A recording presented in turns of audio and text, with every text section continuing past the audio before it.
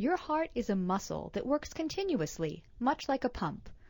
Each beat of your heart is set in motion by an electrical signal from within your heart muscle. The electrical activity is recorded by an electrocardiogram, known as an EKG or ECG. Each beat of your heart begins with an electrical signal from the sinoatrial node, also known as the SA node. The SA node is located in your heart's right atrium. When your heart's right atrium is full with blood, the electrical signal spreads across the cells of your heart's right and left atria. This signal causes the atria to contract, or squeeze. This pumps blood through the open valves from the atria into both ventricles. The P wave on the EKG marks the contraction of your heart's atria. The signal arrives at the atrioventricular or AV node near the ventricles. Here it is slowed for an instant to allow your heart's right and left ventricles to fill with blood.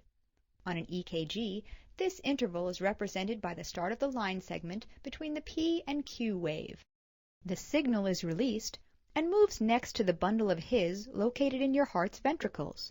From the bundle of His, the signal fibers divide into left and right bundle branches which run through your heart's septum. On the EKG, this is represented by the Q wave. The signal leaves the left and right bundle branches through the Purkinje fibers that connect directly to the cells in the walls of your heart's ventricles. The signal spreads quickly across your heart's ventricles. As the signal spreads across the cells of the ventricle walls, both ventricles contract, but not at exactly the same moment. The left ventricle of your heart contracts an instant before the right ventricle.